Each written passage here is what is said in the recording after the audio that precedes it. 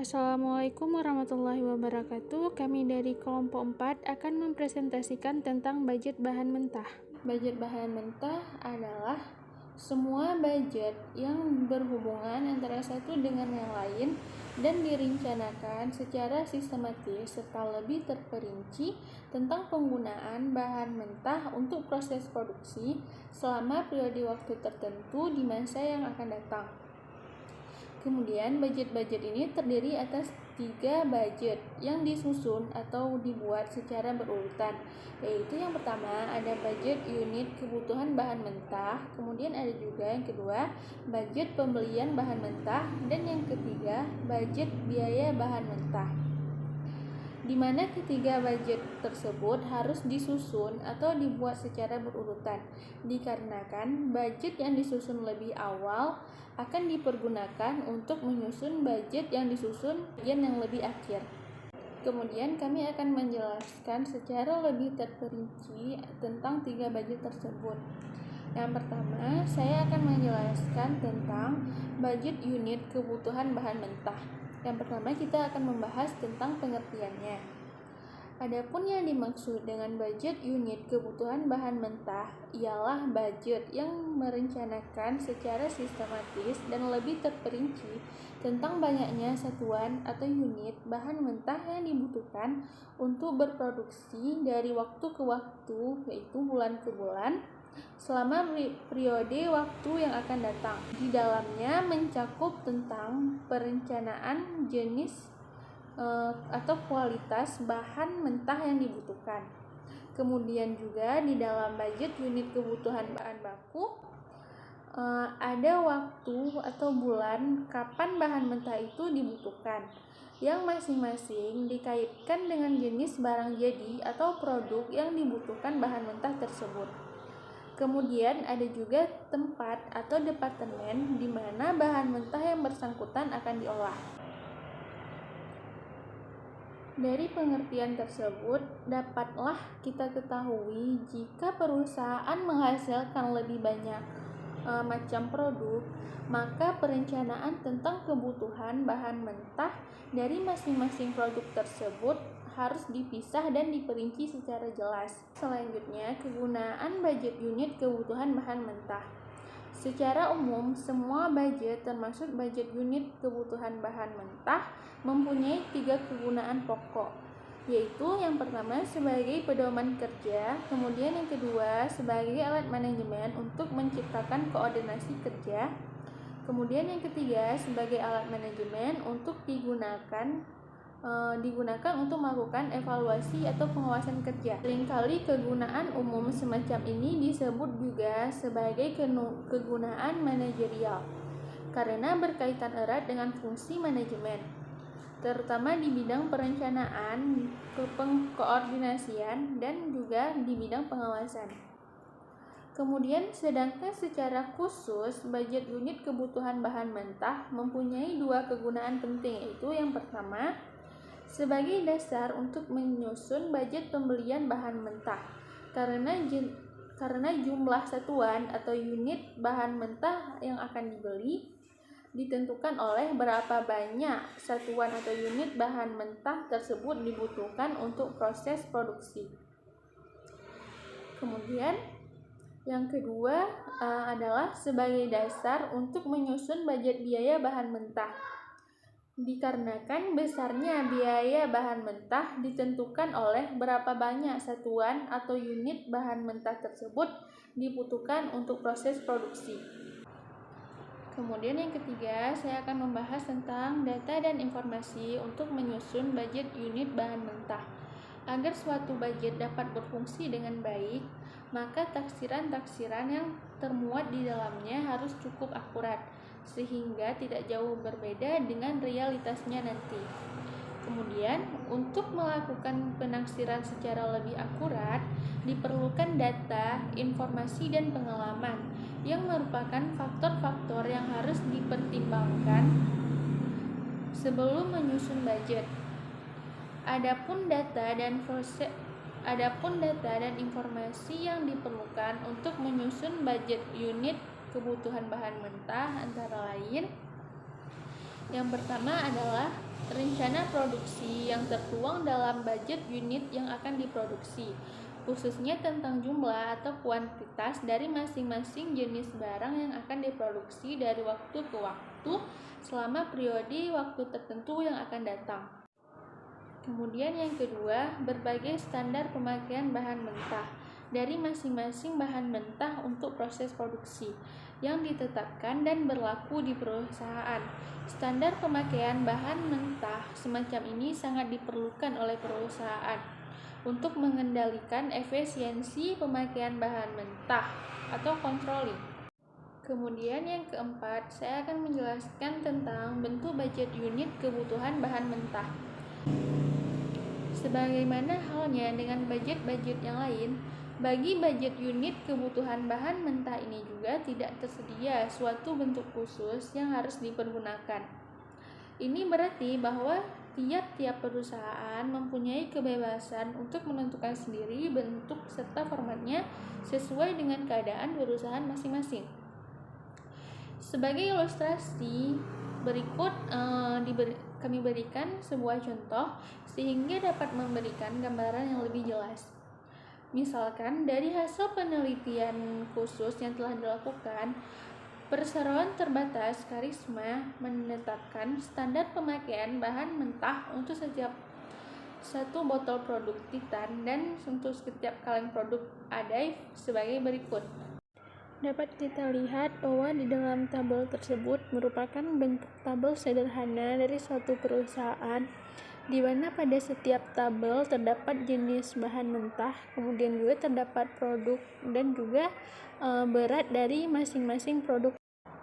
Di samping itu, sesuai dengan tahap-tahap proses produksinya yang harus melalui pengerjaan di Departemen A, Departemen B, dan Departemen C, maka ditetapkan pula bahwa masing-masing jenis bahan mentah akan diolah di ketiga departemen tersebut dengan komposisi perbandingan seperti gambar berikut. Di dalam tabel tersebut terdapat pengelompokan jenis bahan mentah serta juga pengelompokan masing-masing departemen di mana bahan mentah akan diolah di ketiga departemen tersebut dengan komposisi perbandingan seperti di dalam tabel tersebut. Kemudian, dengan berdasarkan pada standar pemakaian bahan-bahan mentah dan komposisi jumlah satuan atau unit bahan mentah yang diolah dari masing-masing departemen tersebut, serta rencana produksi dari budget unit yang akan diproduksi, maka Perseroan Terbatas Karisma dapat menyusun budget unit kebutuhan bahan mentah seperti gambar berikut. Di mana di dalam budget unit kebutuhan bahan mentah tersebut disusun berdasarkan pengelompokan jumlah produk yang diproduksi dari bulan Januari sampai dengan bulan Desember. Selanjutnya, saya akan menjelaskan tentang budget pembelian bahan mentah. Yang pertama, kita harus mengetahui pengertian apa itu budget pembelian bahan mentah.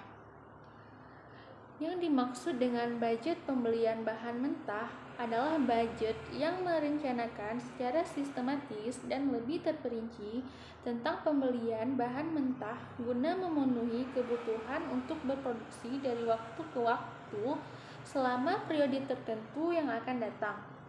Di dalam budget pembelian bahan mentah ini mencakup perencanaan tentang jenis atau kualitas bahan mentah yang akan dibeli. Kemudian juga di dalamnya terdapat jumlah atau kuantitas bahan mentah yang akan dibeli, serta harga beli dan waktu kapan bahan mentah itu akan dibeli. Kemudian saya akan menjelaskan tentang kegunaan budget pembelian bahan mentah. Secara umum, budget pembelian bahan mentah mempunyai 3 kegunaan pokok, yaitu yang pertama sebagai pedoman kerja, kemudian sebagai alat manajemen untuk menciptakan koordinasi kerja, dan juga yang terakhir sebagai alat manajemen untuk melakukan evaluasi atau pengawasan kerja. Sedangkan secara khusus, budget pembelian bahan mentah mempunyai beberapa kegunaan penting, antara lain Yang pertama adalah sebagai dasar untuk menyusun budget biaya bahan mentah.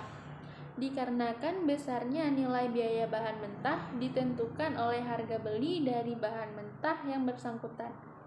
Kemudian yang kedua, sebagai dasar untuk menyusun budget kas.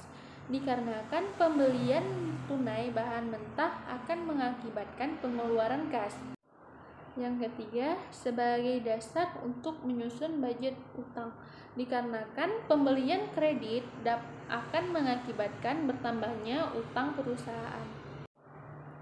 Kemudian yang ketiga, kita akan membahas tentang data dan informasi untuk menyusun budget pembelian bahan mentah. Untuk bisa melakukan penafsiran secara lebih akurat, diperlukan data, informasi, dan pengalaman yang merupakan faktor-faktor yang harus dipertimbangkan dalam menyusun budget.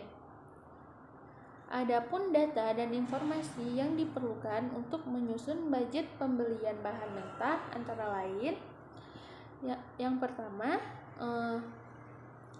rencana tentang kebutuhan bahan mentah untuk menjalankan proses produksi dari waktu ke waktu atau bulan ke bulan yang tertuang dalam budget unit kebutuhan bahan mentah, khususnya tentang jenis atau kualitas dan jumlah atau kuantitas dari bahan mentah yang dibutuhkan.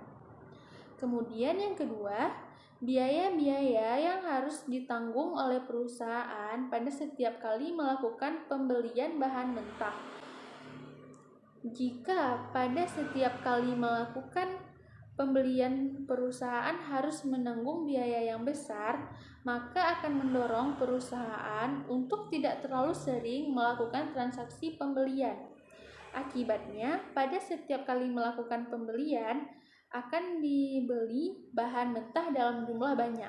Kemudian yang ketiga, resiko yang harus ditanggung oleh perusahaan yang berhubungan dengan menyimpan bahan mentah di gudang. Jika resiko tersebut besar, maka akan mendorong perusahaan untuk tidak terlalu banyak menyimpan bahan mentah di gudang.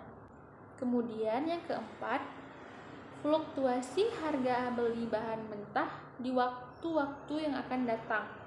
Jika ada kecenderungan bahwa harga beli bahan mentah akan terus naik, maka akan mendorong perusahaan untuk segera melakukan pembelian bahan mentah dalam jumlah banyak, selagi harga belum terlalu tinggi. Kemudian tersedianya bahan mentah di pasar. Jika bahan mentah tidak terlalu tersedia di pasar sepanjang tahun, seperti contohnya bahan mentah berupa hasil pertanian, maka hal itu akan mendorong perusahaan untuk segera melakukan pembelian bahan mentah dalam jumlah yang banyak, selagi bahan tersebut masih tersedia banyak di pasar. Kemudian sebaliknya, bila mana bahan mentah selalu tersedia di pasar sepanjang tahun, maka akan memungkinkan perusahaan untuk melakukan pembelian bahan mentah dalam jumlah sedikit. Poin berikutnya yaitu tersedianya modal kerja, yang artinya adalah jika perusahaan memiliki modal kerja yang cukup, maka akan memberikan kemungkinan untuk melakukan pembelian bahan mentah dalam jumlah banyak. Sebaliknya, bila modal kerja yang tersedia itu terbatas, maka perusahaan hanya akan melakukan pembelian bahan mentah dalam jumlah sedikit. Kemudian poin berikutnya adalah kebijakan suatu perusahaan dalam bidang persediaan bahan mentah atau inventory policy, yang artinya adalah pada dasarnya bahan mentah yang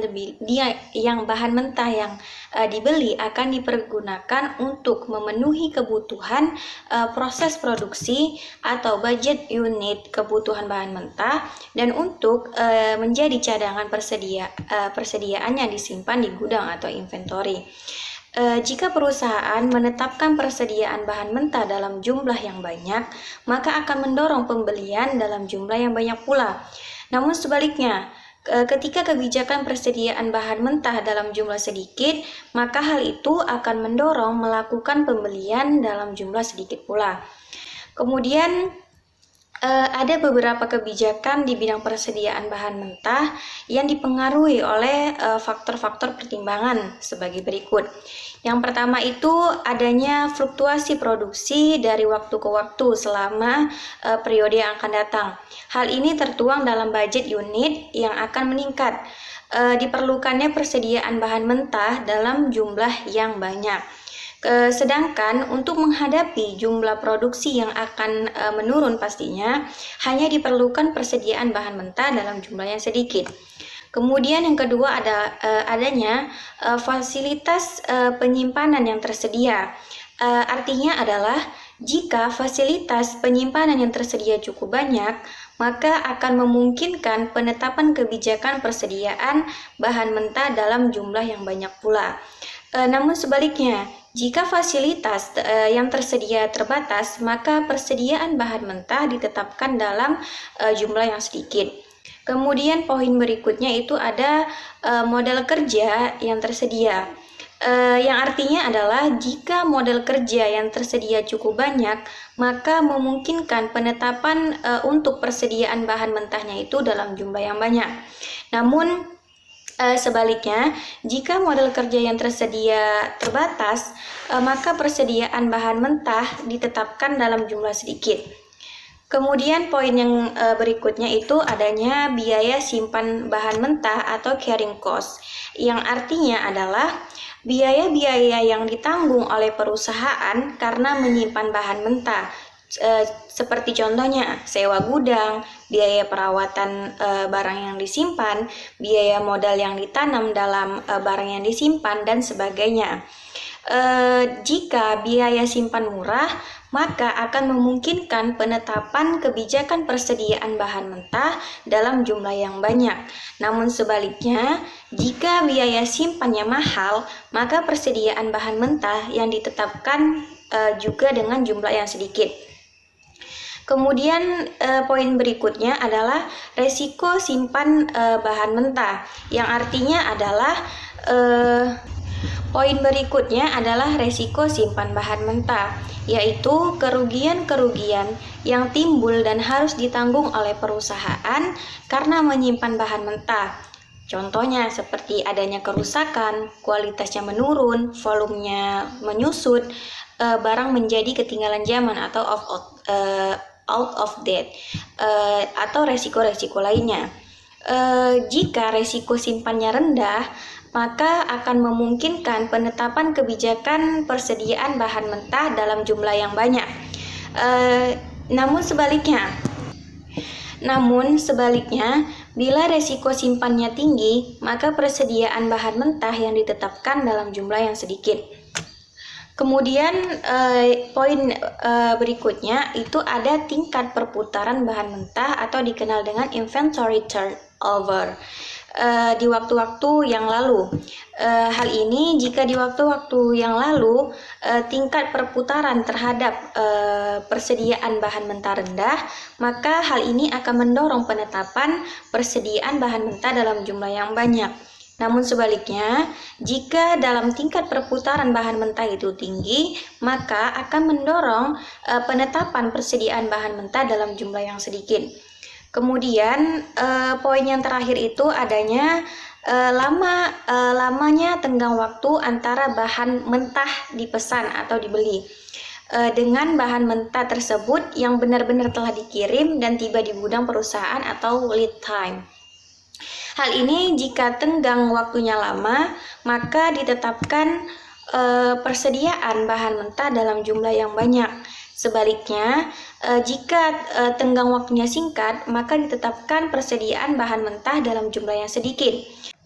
Nah, kemudian ada poin keempat dalam budget pembelian bahan mentah, yaitu adalah bentuk dari budget pembelian bahan mentah itu sendiri. Halnya dengan budget-budget yang lain, bagi budget pembelian bahan mentah tidak ada sesuatu standar yang harus digunakan oleh perusahaan. Hal ini berarti bahwa setiap perusahaan mempunyai kebebasan untuk menentukan bentuk formatnya disesuaikan dengan keadaan perusahaan masing-masing. Namun, adapun hal yang perlu diingat adalah bahwa budget pembelian bahan mentah merupakan sebagai salah satu budget pendukung rugi maupun laba atau profit loss supporting budget. Harus cukup sistematis dan terperinci sehingga dapat berfungsi sebagai pedoman kerja, sebagai alat pengkoordinasian kerja, dan sebagai alat evaluasi pengawasan kerja. Kemudian ilustrasi ini dapat diberikan contoh budget pembelian bahan mentah sehingga dapat memberikan gambaran yang jelas nih. Contohnya seperti misalnya budget unit kebutuhan bahan mentah berdasarkan kebijakan perusahaan dalam persediaan bahan mentah dan berdasarkan taksiran-taksiran atau forecasting harga beli bahan mentah. Sebuah perseroan terbatas Karisma menetapkan budget pembelian bahan mentah dari bulan ke bulan selama tahun 2008 yang akan datang sebagai berikut. Nah, nanti bisa dilihat sendiri tabelnya yang sudah kami sediakan di layar. Di mana di dalam budget pembelian bahan mentah tersebut disusun berdasarkan pengelompokan jenis setiap produk beserta jumlah dari bulan ke bulan selama tahun 2008. Nah, kemudian ada budget biaya bahan mentah.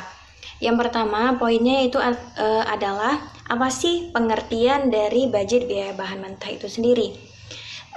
Yang dimaksudkan dengan budget biaya bahan mentah atau cost of direct material budget merupakan budget yang merencanakan secara sistematis dan lebih terperinci tentang berapa besarnya biaya bahan mentah untuk berproduksi dari waktu ke waktu atau biasanya bulan ke bulan selama periode tertentu yang akan datang. Dalam budget biaya bahan mentah ini mencakup perencanaan tentang jenis kualitas bahan mentah yang akan diolah, jumlah kuantitas bahan mentah yang diolah, dan waktu atau berapa bulan kapan bahan mentah itu akan diolah dalam proses produksi yang masingnya nanti akan dikaitkan dengan jenis barang jadi yang membutuhkan bahan mentah tersebut. Nah, kemudian poin keduanya adalah kegunaan dari budget biaya bahan mentah. Budget biaya bahan mentah sendiri memiliki 3 kegunaan pokok, yaitu yang pertama sebagai pedoman kerja, kemudian sebagai alat manajemen untuk menciptakan koordinasi kerja, dan sebagai alat manajemen untuk melakukan evaluasi atau pengawasan kerja. Kemudian kegunaan umum semacam ini biasanya disebut dengan kegunaan manajerial karena hal ini berkaitan erat dengan fungsi manajemen, terutama di bidang perencanaan atau planning, di bidang pengorganisasian atau coordinating, dan pengawasan atau controlling. Kemudian jika dilihat secara khusus, maka budget pembelian bahan mentah ini mempunyai dua kegunaan penting, yaitu yang pertama adalah sebagai dasar untuk menyusun budget harga pokok produksi atau cost of goods manufacture bersama-sama dengan budget upah tenaga kerja langsung atau direct labor budget, dan budget biaya pabrik tidak langsung atau factory overhead budget. Kemudian poin keduanya adalah kegunaannya sebagai dasar untuk menyusun budget harga pokok penjualan atau cost of goods sold. Hal ini bersama-sama dengan budget upah tenaga kerja langsung atau direct labor budget dan budget biaya pabrik tidak langsung atau factory overhead budget. Kemudian poin yang ketiga dalam budget biaya bahan mentah yaitu data dan informasi untuk menyusun budget biaya bahan mentah tersebut. Agar budget dapat berfungsi dengan baik, maka harus adanya taksiran-taksiran yang dimuat di dalamnya harus akurat, sehingga tidak jauh berbeda dengan realitanya nanti. Kemudian untuk bisa kita melakukan penaksiran secara akurat, diperlukannya data, informasi, dan pengalaman. Yang merupakan menjadi faktor-faktor yang harus dipertimbangkan dalam menyusun budget. Kemudian pada dasarnya biaya bahan mentah adalah nilai rupiah dari jumlah satuan unit bahan mentah yang dibutuhkan untuk proses produksi. Jumlah satuan unit bahan mentah yang dibutuhkan dapat diketahui dari budget unit kebutuhan bahan mentah, sedangkan harga belinya dapat diketahui dari budget pembelian bahan mentah. Dengan demikian, data dan informasi yang dibutuhkan untuk menyusun budget biaya bahan mentah ada beberapa poin. Yang pertama adalah adanya rencana tentang kebutuhan bahan mentah untuk menjalankan proses produksi dari waktu ke waktu, biasanya bulan ke bulan, yang tertuang dalam budget unit kebutuhan bahan mentah, khususnya tentang kualitas atau jenis, kuantitas atau jumlah dari bahan mentah yang dibutuhkan. Kemudian semakin banyak jumlah satuan unit yang dibutuhkan, maka akan semakin besar pula biaya bahan mentahnya. Sebaliknya, jika semakin sedikit jumlah satuan unit yang dibutuhkan, maka akan semakin kecil biaya bahan mentahnya. Kemudian, poin yang kedua adalah adanya rencana tentang pembelian bahan mentah dari waktu ke waktu yang tertuang dalam budget pembelian bahan mentah, khususnya tentang harga dari masing-masing jenis bahan mentah yang akan dibeli. Kemudian poin berikutnya adalah adanya metode akuntansi atau pembukuan dari bahan mentah tersebut yang dipakai oleh perusahaan. Khususnya hal ini yang berhubungan dengan masalah penilaian bahan mentah yang diolah dalam proses produksi atau material costing. Dalam akuntansi ini ada pula beberapa metode untuk membukukan bahan mentah. Di antaranya adalah adanya metode first in first out atau FIFO, yang artinya adalah metode yang menganggap bahwa bahan mentah yang lebih awal dibeli merupakan bahan mentah yang lebih awal pula diolah oleh proses produksi. Dengan demikian, nilai harga dari bahan mentah yang diolah lebih awal didasarkan pada nilai harga bahan mentah yang dibeli lebih awal pula. Namun sebaliknya, nilai harga dari bahan mentah yang diolah lebih akhir didasarkan pada nilai harga bahan mentah yang dibeli lebih akhir-akhir pula. Kemudian poin yang kedua itu adanya metode last in first out atau LIFO, yaitu merupakan metode yang menganggap bahwa bahan mentah lebih akhir dibeli merupakan bahan mentah yang lebih awal diolah dalam proses produksinya. Dengan demikian, nilai harga dari bahan mentah yang diolah lebih awal didasarkan pada nilai harga bahan mentah yang dibeli lebih akhir. Namun sebaliknya, nilai harga dari bahan mentah yang diolah lebih akhir didasarkan pada harga bahan mentah yang dibeli lebih awal. Kemudian metode yang terakhir adalah adanya metode moving average, yang artinya merupakan sebuah metode yang menganggap bahwa nilai harga bahan mentah yang diolah didasarkan pada nilai rata-rata nilai harga pembelian bahan mentah yang pernah dilakukan oleh perusahaan sejak awal sampai dengan terakhir. Nah, kemudian ada bentuk budget biaya bahan mentah, di mana dalam artian ini adalah setiap perusahaan mempunyai kebebasan untuk menentukan bentuk serta formatnya, disesuaikan dengan keadaan perusahaan masing-masing. Kemudian budget biaya bahan mentah sebagai salah satu budget pendukung rugi maupun laba atau profit loss supporting budget harus cukup sistematis dan terperinci sehingga dapat berfungsi sebagai pedoman kerja alat pengkoordinasian kerja, dan sebagai alat evaluasi pengawasan kerja.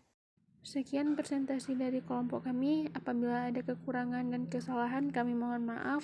Wassalamualaikum warahmatullahi wabarakatuh.